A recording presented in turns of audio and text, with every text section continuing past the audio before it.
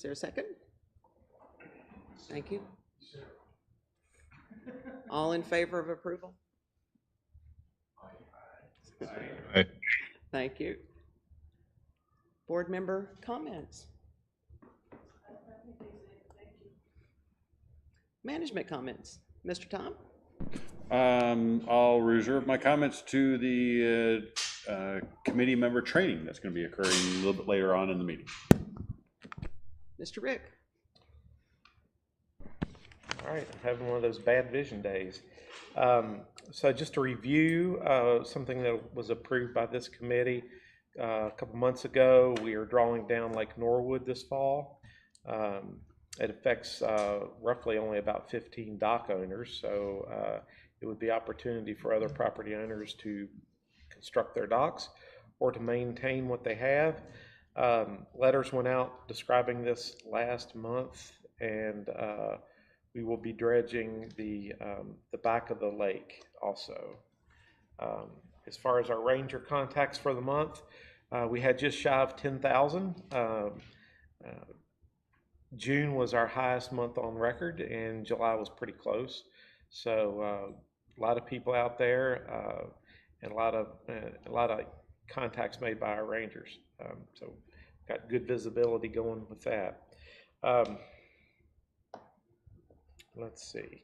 6 of us yesterday went to a dam safety meeting in Rogers. We were lucky enough to have the state officials come to Rogers, so we made the use of it, and a lot of us went. It was an opportunity for our grounds maintenance guys to understand the need to maintain our dams and to keep them in good shape, make sure we got their buy-in, which I think we did, and then also some pointers on what they're looking for in our reports and that kind of thing. So that was a good opportunity. And then this morning, we had our Lake Ann Dam inspected by one of the officials.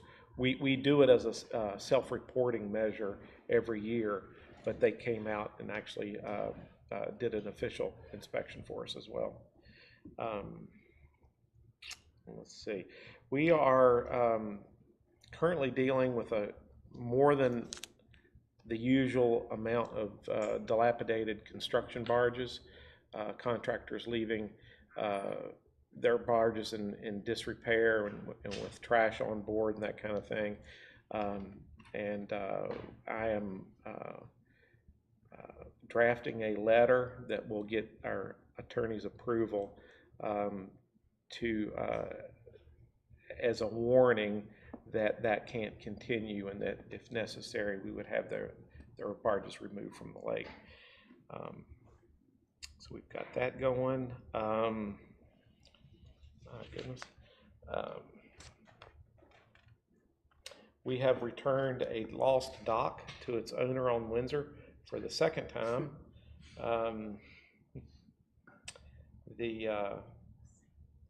We have a returning member of grounds maintenance that's coming back tomorrow. We continue to do spot weed spraying on the dams and different areas along the lakes. We have done our summer cold asphalt patching on the London landing area and at the Lake Windsor Dam. It tends to last for about 6 months, and we have to do it again. Our grounds maintenance crew also helped with a small fire that was on the Lake Avalon Dam, helped the fire department who responded to that. And we've been resetting buoys on Loch Lomond that have gotten loose. Our hydroseeding has been done at the aquaculture ponds. We lack just one little corner, and then we can go back and reseed that small area later. But the guys have been, I haven't wanted to pull them off of the gun range detail that they're on to get that complete, but we can get that wrapped up very soon. Let's see. As far as our aquaculture ponds are going, we have all 4 in use. We have roughly 1,500 bluegill that'll be released this October. Pond 2 has an undetermined amount of red ear that'll go out in 2025. We have approximately 6,000 channel catfish that'll go out this fall, and 3,000 hybrid straight bass. And then in addition to that, our hatchery, we have cages there. We've got roughly 9,000 channel catfish in that area. As Chris is here today to present the largemouth bass assessment. We've got that completed. It should be on the website at this point. Let's see. We are applying for 2 dredging permits, one at Granton and one at London Landing, to take care of some of the wash-in from the spring rains. And we're still working to remove grass carp on Loch Lomond. In addition to that, we've constructed an exclusion barrier to prevent carp from feeding in a certain area, and that will allow native vegetation to return and provide a seed source to revegetate part of the lake. So, and that's what I have. Quick question, Rick. I was queried about the next, it's in the future, the next drawdown in Norwood this year.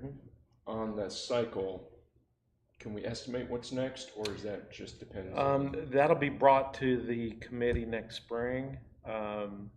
If it were to stay in order, it would be Lake Ann, but I believe there's need elsewhere. So. John? Do you have anything? Nothing to add. Mr. Trey? Do you have anything that you want to share with the committee? Yeah, just a reminder, after Labor Day, we will go down to fall hours. That's 8 to 2, Tuesday to Thursday, 8 to 5, Friday, Saturday, Sunday, and then we will be closing on the 1st of October. So get your gas and anything else you need from us for then. Thank you.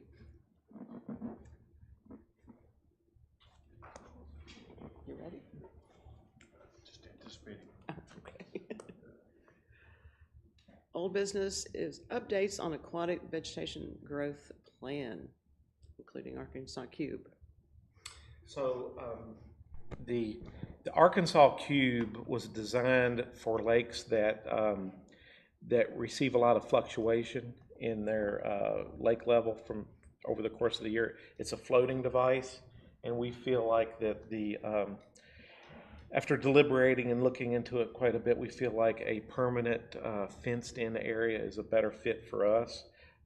We bought 50 feet of fence that created quite a large area. We can do that again in a couple places. We wanted to make sure we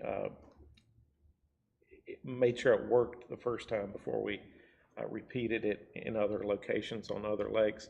But I feel like that's probably the better way to go. So the plan is to continue removing grass carp.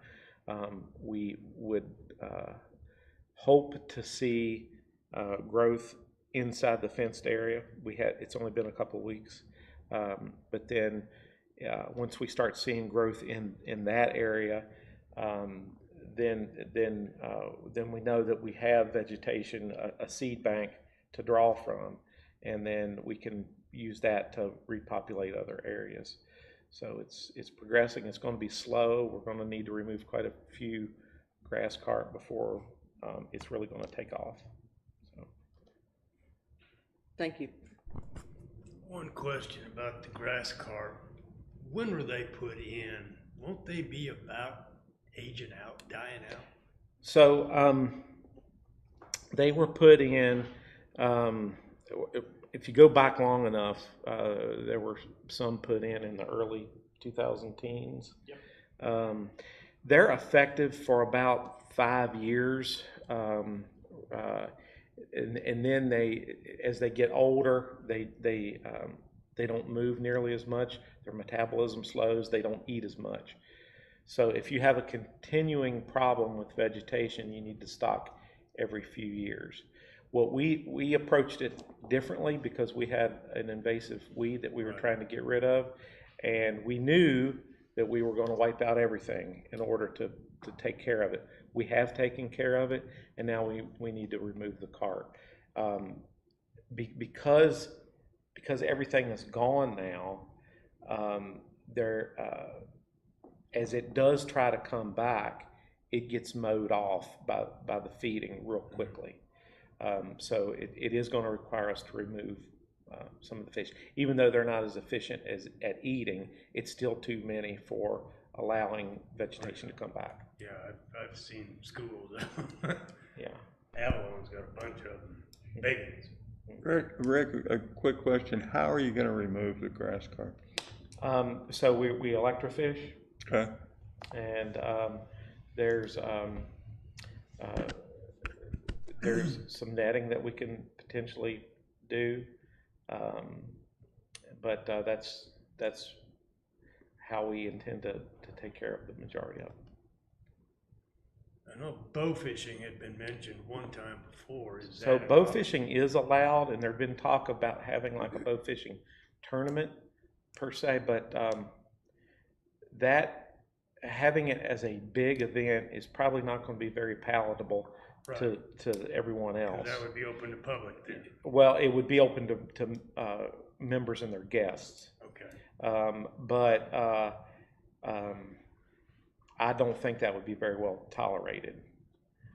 We have a few folks that like to participate in that kind of thing, and I think just slow and steady is better than a big event when it comes to that kind of thing.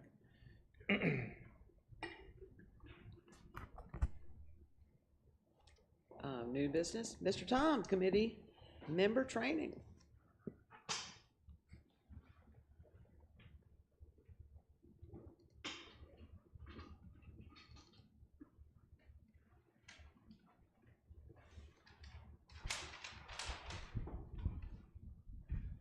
So we do this training every year for both the new and returning members of the committee.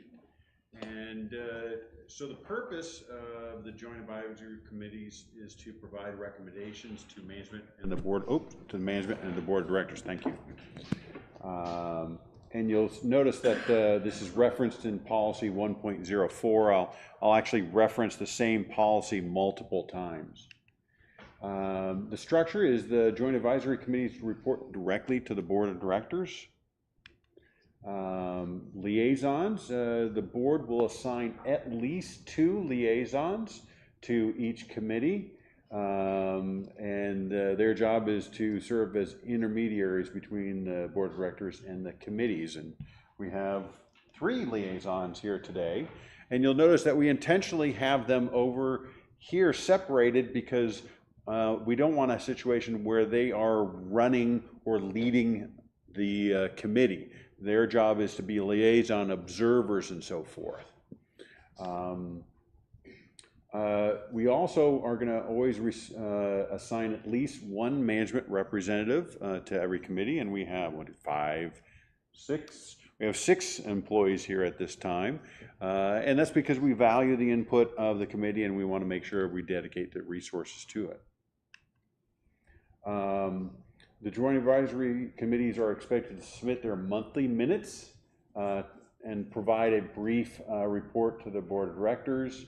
You're encouraged to send a representative to the regular meeting of the board to report, but if you're unable to get someone to volunteer to attend, then you can always submit a summary, and either Jessica, our corporate secretary, or myself will read that report. But you're always encouraged to attend if that's possible.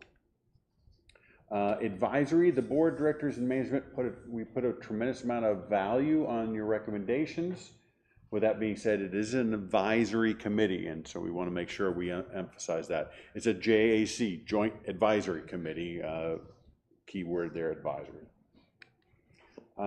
Recording of the minutes. I think most everybody is aware that we record these minutes and we post these, we record the meetings and we post them online. And it's just a reminder, you want to be cognizant of what you say during the meetings because it's recorded and it's going to be preserved for a long time. So just be aware of that. Our meetings are open. So if members, and we do have at least 1 or 2 members here today, we encourage our members to be here. so the meetings are open. But subcommittees, they don't have to be open, and this committee has used subcommittees a few times, and those can be closed meetings. Community input, we always want to make sure that we're opening up to allowing members to make comments. We value their input. As a member of the committee, you're representing the community, and you want to make sure you get that input. Open forum. Every meeting of the committees, we allow an open forum. Now, it is a time for members to make comments. It's not a debate session. So you really want to let the member make those comments and sit back and listen, and then maybe make a comments in response afterwards. It's important that you treat everybody equally. So when they make their comments, Jessica times it, and you want to make sure that you don't give more time to someone that comes in is very complimentary and nice and happy and everything, and you give them 5 minutes, and then the next person you cut them off at 3 minutes because you not necessarily agree with what they have to say. That's not a good situation, and that's not a good, not how we want to portray the committee. So everybody gets 3 minutes. Consistency is really the key. Meeting handouts. Any handouts that are provided are available to the community, and so this committee usually doesn't have many handouts, but if they did, that information is available to the community. Meeting length, we encourage the chair to have an efficient meeting and to try, as they may, to keep it to 1 hour or less. Areas of concern is important. JCs stay within their respective areas of concern. This is the Lakes Committee, so we wouldn't want a committee member to talk about their most recent golf experience. That wouldn't be relevant. Also, financial reports and amenity pricing do not fall within the JAC's area of concern. The focus is the member experience, and we're going to talk about that in just a little bit, but really the member experience is the key job of the committee. Uniquely compiled information. Every once in a while we'll get a request for management to put together uniquely compiled information, and sometimes those requests are very time consuming, and so if it's a reasonable request, we're going to take care of it, but if it's not, then we're going to rely upon the policy which says that we don't have to. Annual budget, the recommendations are due by August 30th, and those recommendations can be capital, such as large projects or equipment, or it can be operational, staffing, supplies, etc. We do ask the JACs to be realistic with the recommendations and their expectations. Every once in a while, we'll get someone that will ask for another golf course or another pool. Those are probably not realistic expectation or realistic requests, and they need to be realistic in the response that's going to be received. Please be respectful of staff time. We really try and shy away from committee members scheduling meetings with staff, and then the meeting winds up being an hour long, and they're being taken away from their responsibilities. So please be respectful of their time. Interact with them, but just be respectful. Subcommittees. This committee has done a really good job of utilizing subcommittees, assigning them. Just make sure you don't have more than 4 members of the committee on the subcommittee, or then you effectively have a committee meeting instead of a subcommittee meeting. Subcommittees have the option of having their meetings open or closed to the membership. No minutes are required to be taken. The recommendations from the subcommittee are not binding upon the entire JAC. With that being said, if you have a subcommittee with 4 members on it, usually the recommendations go through. I referenced this earlier. The focus here is always on the member experience. We want to make sure you approach everything from the eyes of the member. So if you're a brand new member and you're going out fishing for the first time or going out water skiing for the first time, what's your experience? And we want to make sure that we share that experience with staff, so if there's anything that we can improve upon, we can do so. And we really appreciate your willingness to volunteer for to benefit our community. So many thanks. Any questions? A little bit of a whirlwind tour. Kevin, there will be a written exam after this. I'm sure you'll pass. All right.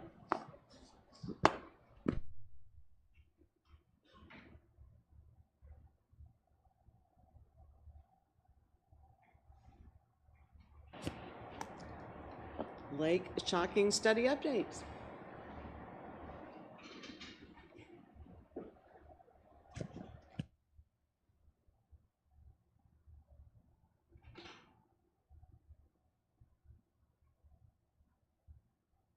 Good afternoon. I'm Chris, and today I will be going over our annual largemouth study. So first of all of this data is, as Rick mentioned previously, publicly available on our website. If you go to bellavistapoa.com, in the upper left, you'll see the Things to Do tab. Clicking on that will bring down a little menu with lakes in it. Click that to bring up a new page.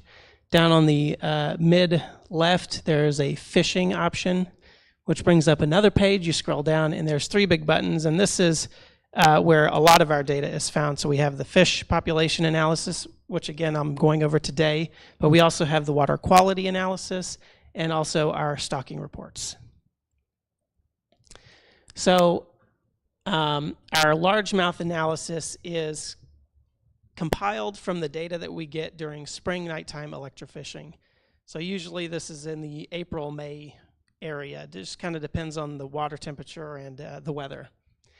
So the study, the analysis is comprised of 5 different parameters. The first 3 are the size structure of the bass. So we have the number of fish that are sized 12 to 15 inches. We have the number of fish sized 15 plus inches, and then the number of fish sized 20 plus inches.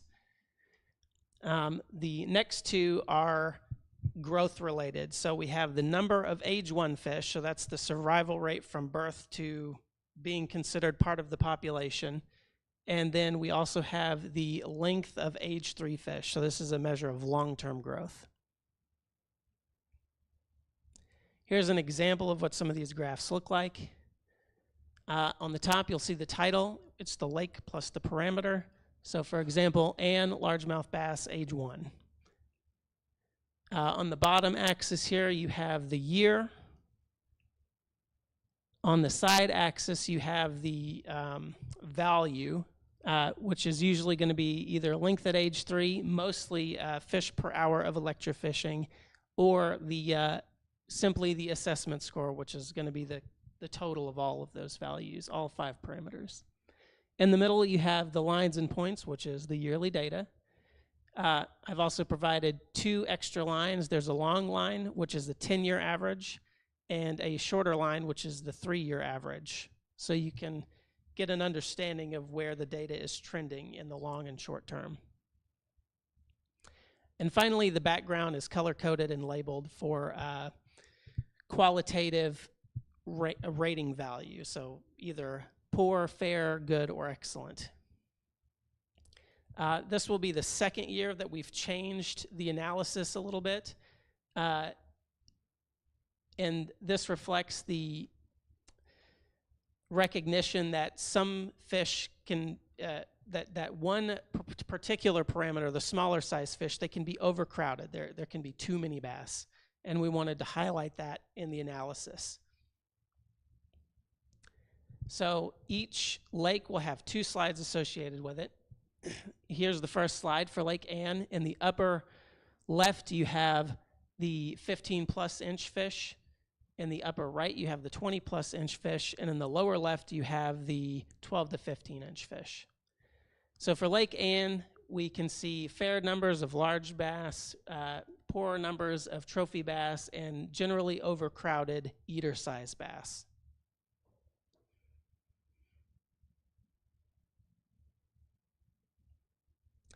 The second slide, we have recruitment in the upper left. That's the number of age 1 fish. We have the growth rate, the length at age 3 in the upper right, and then the overall score in the lower left. So for Ann, we have good to excellent recruitment, excellent growth, and this brings it to a fair good overall. Just kind of depends on the year. The 2 of the last 3 years have been more on the good side than the fair side.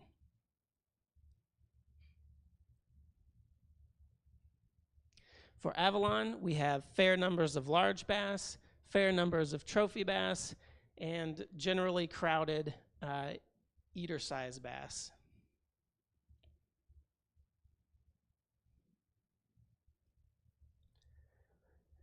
We have good to excellent recruitment, excellent growth, and this puts Avalon at a good overall score.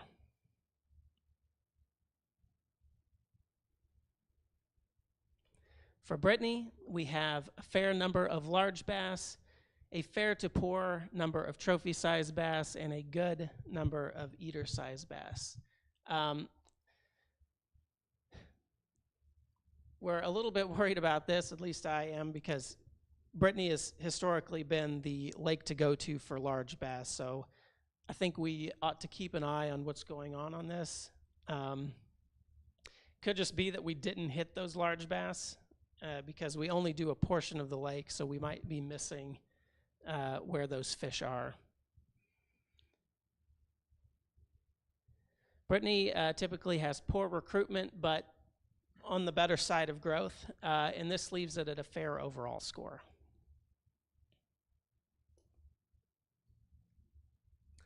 Lomond has a good number of the large bass and a fair to good number of trophy-sized bass, while having good to excellent numbers of eater bass.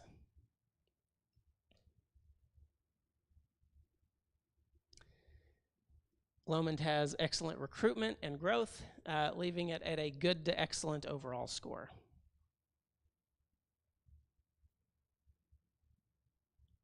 Norwood has a poor number of large bass and a poor to fair number of trophy-sized bass, and a fair number of eater-sized bass.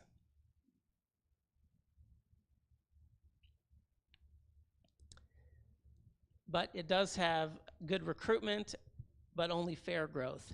This puts the overall score at fair.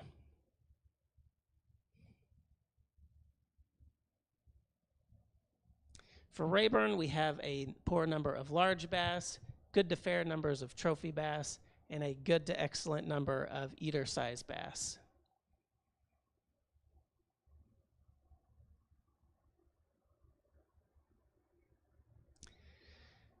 Rayburn has excellent recruitment, good to excellent growth, leaving it at a good overall score.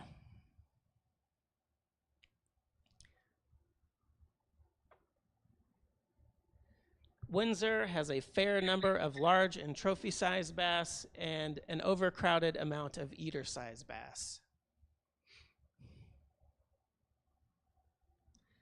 But it does have excellent recruitment and good growth, putting it at a good overall score. So that is it for the normal analyses that you can find online, but I've included additional data here because I think it's important to highlight some of the details found in the previous graph that don't necessarily come out nicely.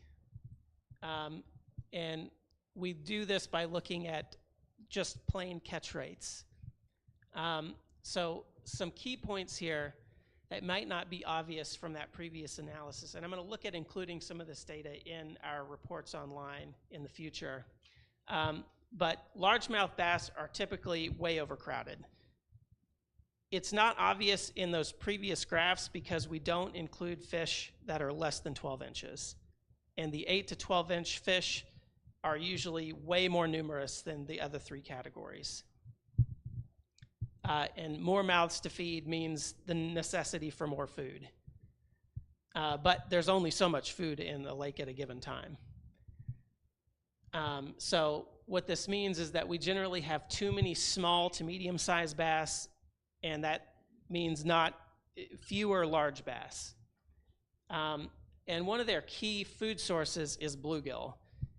And when we have too many predators eating all of the prey fish, that means that there are fewer bluegill. And so this leads to the concern of overfishing the bluegill, which this committee has already addressed by recommending that members catch not up to the state limit of 50, but only like, 15?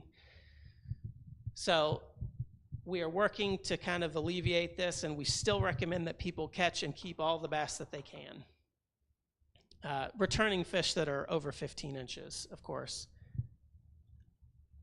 So if we just kind of glance at this data,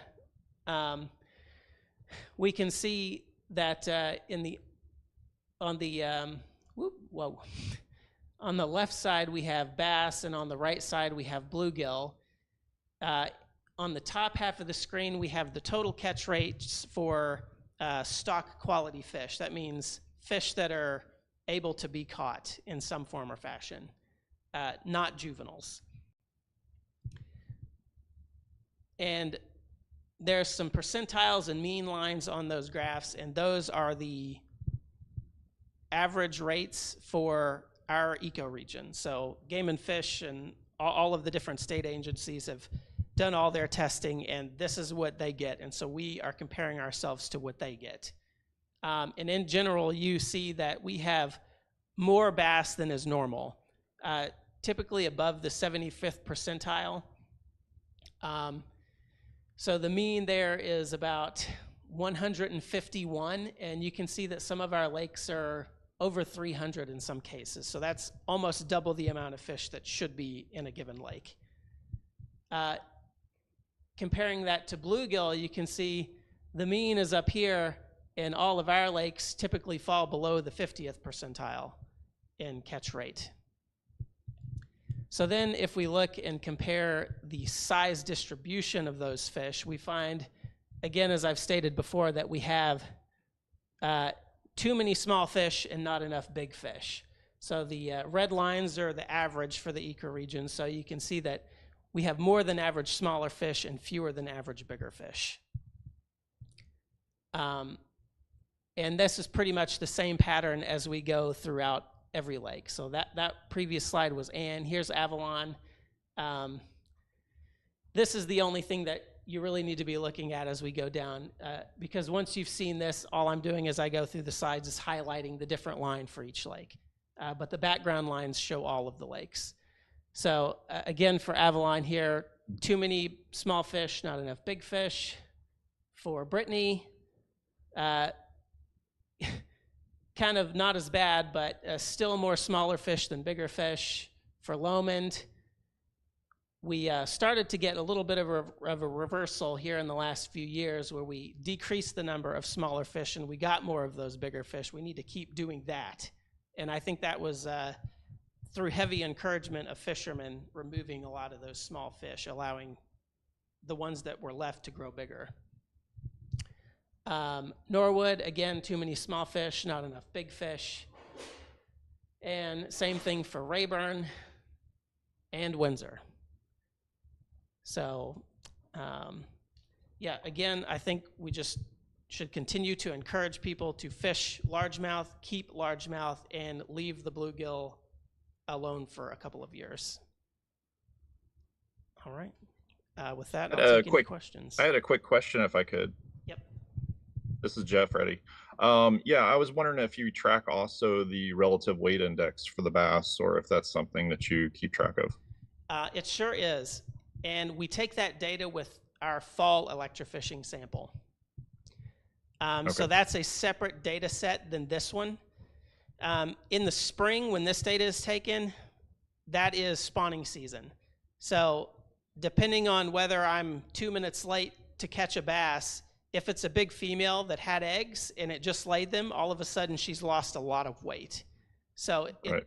taking relative weight in the spring is not a reliable measure. And even for non-female fish, they have just come out of winter when their feeding is really low and they're more emaciated than they normally would be. So we try to get relative weight in the fall when they're packing on as much weight as possible to begin to overwinter. So that's the best look at how the production of the lake is in terms of putting weight on fish. If that makes sense. Okay. Yep, thanks. Mm-hmm.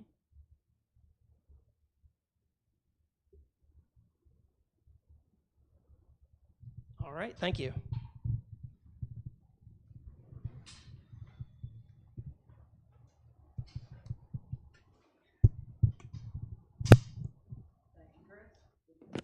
Thank you, Mr. Chris.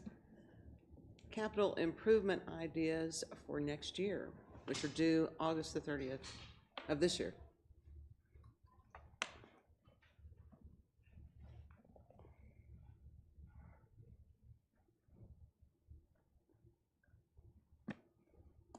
Any ideas?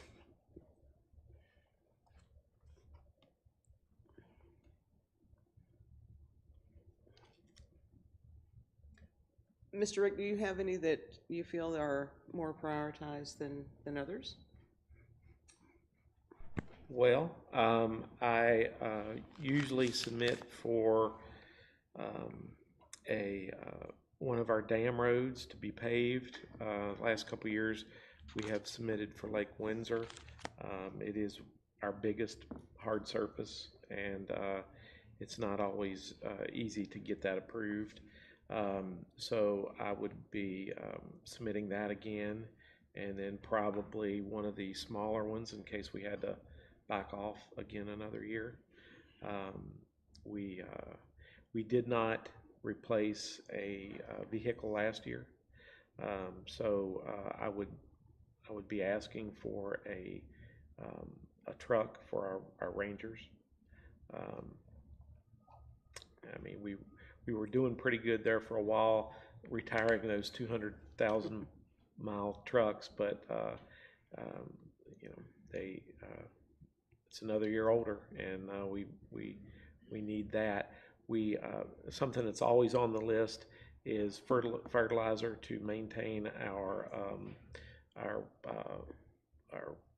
program of fertilizing the lakes as they need it. I ended up this year getting a 25% discount, and luckily, I believe due to the timing of the May rains that we got, real heavy rains, we got some influx of nutrients from the landscape, and so we have fertilized some of the smaller lakes, but Loch Lomond, which is that's over half of our total water acres, did not need it this year, and so that is something that we can save money on for next year, that we likely will not need to purchase fertilizer. Beyond that, it's your wishes. Well, we have a few things already on our list. A truck is not one of them, Well, but I'm sure we could add that. Does anyone else have any other suggestions? Yes. The access road to London Landing probably needs some work. We gotta put a culvert in there and probably some concrete and steel to prevent those washouts. Every time we have a bad storm, that road just blows out. mm-hmm. And it's not until we do that, we're probably not gonna, you know what I mean? I know exactly what you mean, and the resistance has been that every time we get a flood, it seems to come out of that valley at a different location. So being able to put that culvert in where it's going to do the job has been kind of a shot in the dark.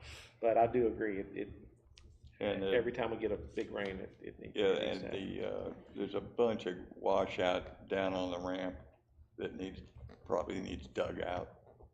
Yeah, that's what we need to get a permit for before we can do that.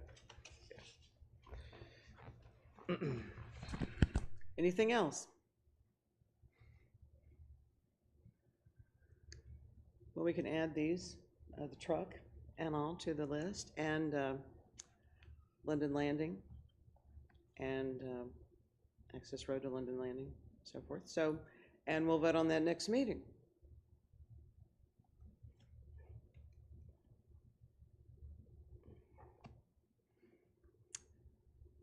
Mr. Charlie. Thank you for your time, letting me come back to this month's meeting. Last month I was here to present a offer to provide a in-boat or in-water boat and demonstration day. The location, probably Lake Lomond, Loch Lomond, because it's got the marina and probably the best, largest body of water where we could do an in-boat show. But I brought my friend Dave Adams, who is the manager of the Northwest Arkansas Boat and Outdoor Recreation Show. And he's going to give you more details and the boats that they represent and the opportunities we could provide to the residents and their guests. Thanks very much. Hello. Thanks for having me. My name's Dave. I run the Northwest Arkansas Boat and Outdoor Expo in the Rogers Convention Center.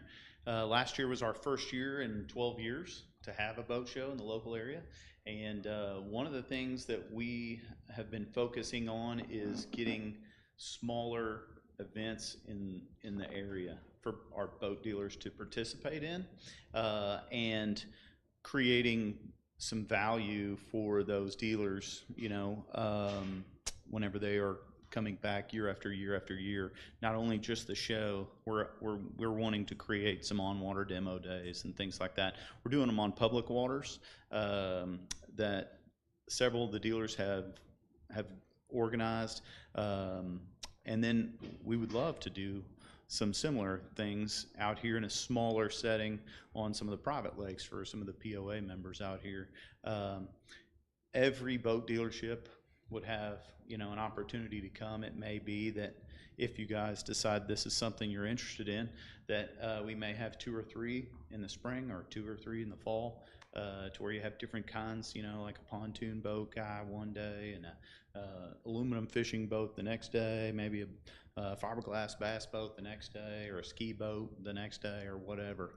But every boat would be represented, every boat style, and that could meet every outdoor recreation lifestyle that you guys have on the water, basically. So we could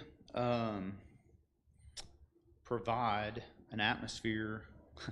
You know, boat dealers are very good at throwing events, but you know, we love the marina that you guys have here. It's just a welcoming environment, has the assets that we would need, maybe a slip or two, just to have boats ready and available at a mooring line to where, or on the dock, to where customers could easily access, you know, residents could easily access.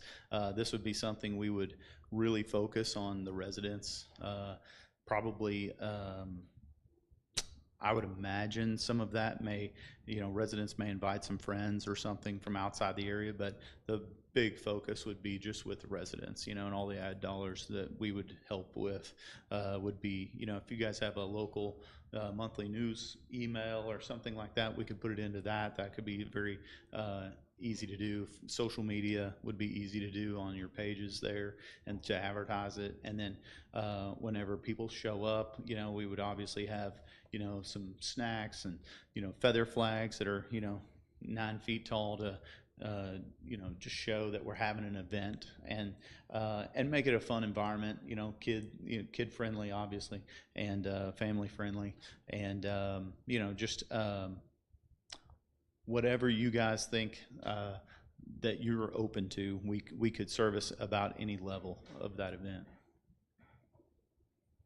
Is that something you guys might be interested in, or would like to maybe ask questions or anything? Or I'm keeping it pretty simple from my side, and just because we can do just about anything, and I'm sure there's probably concerns that you guys would have, you know, at the same time, it's, we can tailor make it to whatever you guys want to do. Any questions or comments? So how does it work? Like if I go look at a boat, is there a particular lake that you would typically take me out to test drive it, or how does that work with potential customers like right now? Sure. So a lot of our dealers are located on Beaver. That's, they're out there on the highway, Arrowhead, Futrell. Futrell is a new name. It used to be Ski and Sport, but now it's Futrell. American Water Sports has purchased the Mastercraft dealership rides here in the neighborhood, so they're new to the area, but they're a large franchise business. But all of those folks, Waypoint Marine, Extreme Sport Boats is right there on Rogers, excuse me. Heartland Honda is another one of our Bradford Marine is another dealer that we have. But they're all close to different bodies of water, and they typically will use public waterways. But you guys don't do a lot of public waterways, and this is more of a tailor-made event to come to you guys, and to come to your residents. We're not so interested in focusing on the Rogers folks. We're interested on your local neighborhood here. So we do have a precedent in that we do the kayak demo days, which is somewhat similar. While a lot of the attendees for the kayak demo days are residents, not all of the attendees are residents, and so that's the rub. That's where it becomes a challenge.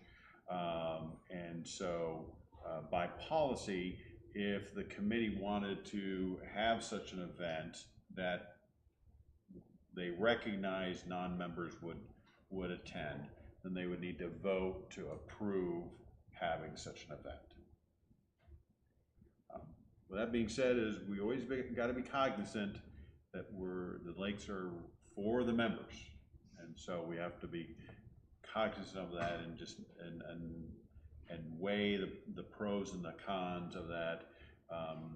But like I said, we've had good success with the kayak demo days. We've been doing that for 5, 6, 7 years. And we have seen a steady increase in the number of registered kayaks. And I think part of that is because of the kayak demo day, but also because I think there's an inclination of our members to go that direction also. So just want you to be aware of the sensitivity of the issue that we need to be aware of. Do you have a boat kayak or a kayak boat dealer that's coming out? Yes, Ozark Mountain Trading. They attend our boat show, so they would be obviously welcome to come out as well to do more kayak demo days as well. Another paddleboarding is also popular now. They also have, I don't know if you've heard of this or not, but electric surfboards. So we just had discussions regarding that a couple of months ago, and they're now prohibited. Sure, we have one of those dealers at the show as well. They're basically a no wake situation.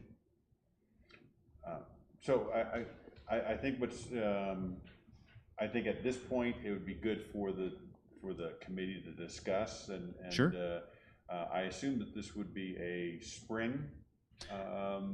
I think dealers could bounce about as quickly because fishing is fall. So I mean we could bring in some dealers that are interested in catering to your event this fall or spring. I guess where I'm going with is I would encourage the committee to take a measured approach if they wanted to do this, and definitely not take a vote today, but potentially talk about it at the next meeting and potentially the following meeting, because that allows the community to get the word out, so that if there is support or a lack thereof, that we can receive that input from the community. If the committee were to take a vote today, they're kangaroo courting it through, and we don't want to do that. So we need to take a measured approach, and that's why I said is, if we're looking at the spring, we clearly have a sufficient amount of time for the committee to make a good, sound decision that the community is aware of. I would also encourage the committee and for you to think a little bit more modest for the first year, and then we can go from there. I don't think we want to go too overboard, at least for the first year. Sure. Because that could generate a negative reaction. Is baby steps to new things. Baby steps is a good approach. Sure. I would probably suggest one dealer bringing in a specific brand or style of boats that you guys, I would, just say 90% of your market is probably fishing and pontooning, possibly. Yeah. So, I mean, we could stick to those two niches, and then, and just have, like you said, the precedence has already been set with kayaking and things like that. So, but we could even start with that, just a continuation of, hey, one of our dealers from the boat show is coming back out again, and it's the kayak guy, and and we would just come along and support that event as well as a kind of emerging into that flow of traffic that you've already created here with those demo days. And then we could, down the road, we could bring in another dealer, say like a pontoon boat dealer or something like that. What we could do is we could have Rick and John have a conversation, Rick and John right here, have a conversation with you and potentially formulate a proposal, narrow down all the options, formulate a proposal, and bring it to the attention of the committee to have the committee to discuss. Sure. That way you have it on paper, and that way we can be assured that when the committee votes, they understand fully what they're voting on. May I give you guys a contact information maybe? Sure. It's Dave Adams, and my cell is 479-883-6778, and email is 479dave@gmail.com. Thank you guys for letting me Thank you. come in and talk to you guys. Hopefully we can have some fun with some of this stuff. Great. All right, you bet. Thank you. And thank you, Mr. Song, for your guidance. Guidance, not telling you what to do. Thank you.